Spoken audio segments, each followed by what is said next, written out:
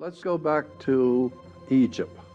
We'll start in Egypt because that's one of the oldest civilizations on the earth.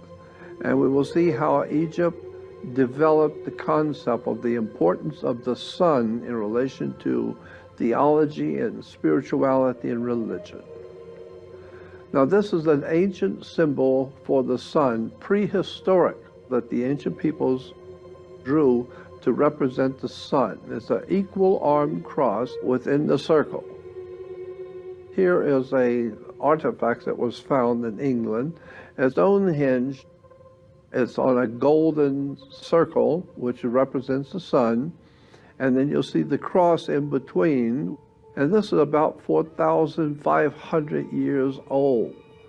Almost 5,000 years ago, ancient mankind drew pictures of what they perceived the sun to be as an equal-armed cross. And you will see it also in the ancient religions of the Near and Middle East, the different ancient gods in the Phoenician, Canaanite, Sumerian systems. They all had the equal-armed cross. But it's important to remember that the sun was never perceived as a god. It was perceived to represent the spiritual qualities of God, in that it brought life to the earth, it brought warmth to the earth, it brought energy for us to live. So all of the good things about God and His creation was best represented by the symbol of the sun. Sometimes the sun actually even looks like it has an equal-armed cross in the heavens. The reason why it's 4 equal arms on the cross is because there are 4 equal seasons of the year. We have north, east, west, and south, the 4 corners. Then each one of those 4 corners represents a season of the year: spring, summer, autumn, winter. This is why you have 4 Gospels: Matthew, Mark, Luke, and John, because they're talking about the life of the sun. The ancient peoples, like us today, we draw a circle, a round circle, and we divide it into 4 equal parts. And so now you have an equal-armed cross inside of a circle. Matthew, Mark, Luke, and John, spring, summer, autumn, winter. There are a lot of symbolism in the Bible that we have misunderstood and mistaken. The whole idea is the 4 lodging places of the sun gives us our 4 seasons of the year. You will find the equal-armed cross all over the world. Every race and creed and color has the same symbol for the ancient sun. The Nordics had the symbol, the Vikings kept the symbol, ancient France used the symbol. The symbol was on rocks and carvings and paintings. Even in India, you have the equal-armed cross. The Celtic and the Celtic Druids in Europe and England and Ireland had an equal-armed cross. Native Americans used it, Central America, and especially in Mayan and Inca and some of the ancient religions in South America have used the equal-armed cross. So it became known all around the world that the equal-armed cross within a circle represented the old 5,000-year-old petroglyph concept of the sun. Today people see it everywhere, and so it has become not really important because it's just a general symbol that people realize is a cross. Here is a picture of the ancient Nordic peoples that were preparing for what we would call today the Easter sunrise service. Laut unserem Experten nie erwähnt ist. Hier in der modernen Bibelausgabe steht Kreuz. Das ist eindeutig ein Übersetzungsfehler. Im Original kommt Kreuz in der gesamten Bibel nicht vor. Moderne Bibelausgabe steht Kreuz. Das ist eindeutig ein Übersetzungsfehler. Im Original kommt Kreuz in der gesamten Bibel nicht vor. The ancient peoples in Europe realized that the sun was coming back to the northern hemisphere, and it would bring with it the warmth, the food, and life. And so they all gathered with their sun symbol to welcome back the sun that had died in winter and was coming back to the northern hemisphere. It became known as what we call today Easter. The circle on the cross is not a man dying on a cross, it's the sun on the north, east, west, and southern parts of the earth. The idea being, of course, is that when the sun dies in winter, and then when it is reborn on December 25th, the sun actually begins to move northward. And when it does, that tells the world that the sun is now coming back to the northern hemisphere, bringing back the sun to us in the northern hemisphere. Because for us in the northern hemisphere, the sun was dead to us because it was in the southern hemisphere. But now it's being born again and coming back to the northern hemisphere. That's the whole story in itself, is the vision of the sun going southward and dying on the cross and then being reborn on December 25th when it moves 1 degree northward and now is coming back and sort of springing back to life. And so in the spring, we call it springing back to life. Well, you will have the symbol everywhere, and even the European Agency for the Euro uses the same equal arm cross to represent the new Euro establishment. You will always find in royalty throughout the world, royalty and governments always use this equal arm cross. The Nazis used it. Even in the parade of the Nazis used the swastika, which is a symbol of the sun also. Laut unserem Experten nie erwähnt ist. Hier in der modernen Bibelausgabe steht Kreuz. Das ist eindeutig ein Übersetzungsfehler. Im Original kommt Kreuz in der gesamten Bibel nicht vor. Moderne Bibelausgabe steht Kreuz. Das ist eindeutig ein Übersetzungsfehler. Im Original kommt Kreuz in der gesamten Bibel nicht vor. The Nazis used it. Even in the parade of the Nazis used the swastika, which is a symbol of the sun also. But you will see also that they are using the equal arm cross.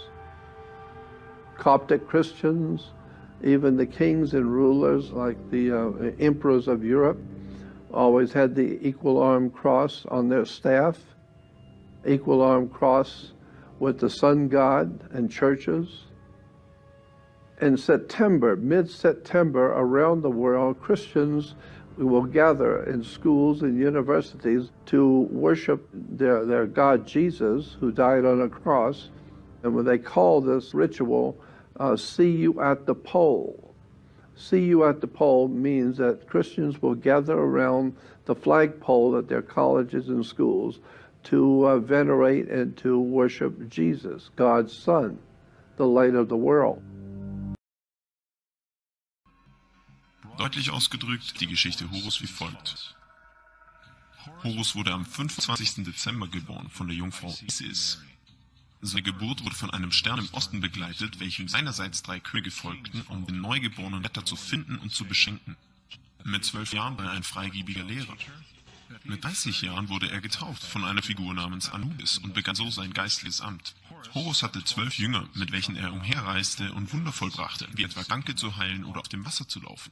Horus hatte viele Namen, wie etwa die Wahrheit, das Licht, Gottes gesagt Sohn, der gute Hirte, das Lamm Gottes und viele andere mehr. Nachdem er von Typhon verraten wurde, wurde Horus gekreuzigt, für 3 Tage begraben und ist dann wieder auferstanden. God's Son, the light of the world. Well, of course, the sun is the light of the world. But here are Christians gathering to worship Jesus, never realizing that they are actually meeting around a very ancient symbol of the old petroglyph cross. That this symbol of an equal arm cross within the circle represents an old ancient idea of how to picture the sun. And it's really extraordinary to notice that all churches use that same symbol. And all over the world, people do not realize that this cross that they think represents Christianity is actually over 5,000 years old. It's an ancient, prehistoric symbol of the sun. If you suffer from poor vision, or when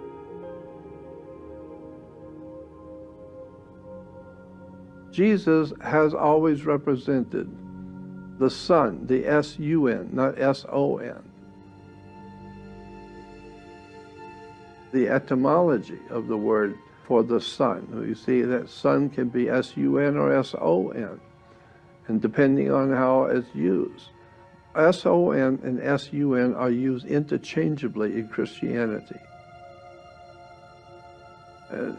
Illustrations in the Christian church, you will see they're all actually a round, glowing sun.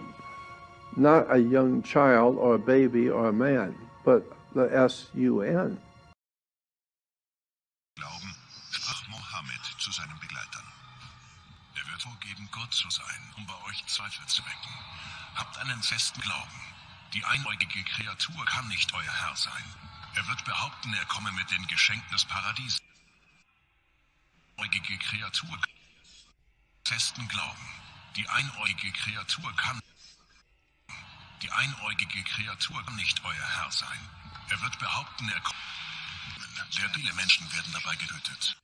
Bald kehrt nach islamischer Prophezeiung der Erlöser Mahdi zusammen mit Jesus Christus zurück. Die islamische Vorstellung vom jüngsten Tag ähnelt der christlichen sehr. Die Muslime glauben, dass Jesus letztlich zurückkehren wird. Nach islamischem Glauben verbünden sich Jesus und der Mahdi. Sie führen ihre Auserwählten in den Kampf gegen den einäugigen Dajjal und den blutrünstigen Tyrannen Sufjani. Es wird den Tag des jüngsten Gerichts geben. Die Menschen werden in den Himmel oder in die Hölle kommen, je nachdem, wie sie sich in dieser Welt verhalten haben. There's two words, S-U-N and S-O-N, but the Christianity and Judaism are based on the worship of the S-U-N, not S-O-N. That's a Es ist wichtig misunderstanding. festzuhalten, dass Finsternis Is part of the history of the English language.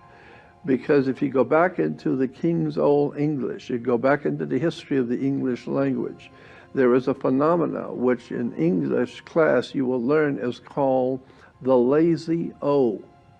The lazy O is a phenomena in English which means that translators always translated sun, S-O-N and S-U-N, all in the same sentence. And so it became known as the lazy O. They were talking about the S-U-N, but they used S-O-N because they were lazy. They just used either one. The mother of Jesus is Mary, which is actually Mari, M-A-R-I, not M-A-R-Y. Mari means pure. And therefore the mother of Jesus is a virgin, or Virgo, is Mary, or Mary, the virgin, Virgo, holding the baby Jesus, or God's son. The religion of Jesus was the religion of Isis and Osiris and their child, Horus. Many of the early figurations of the Virgin Mary sitting with baby Jesus on her lap are actually based on Isis statues, where Isis is holding Pharaoh, now her symbolic son.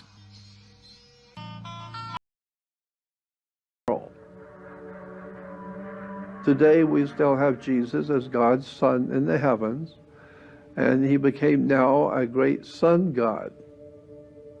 But the question you need to ask yourself is, who owns the sun? We assume that the sun must be owned by someone.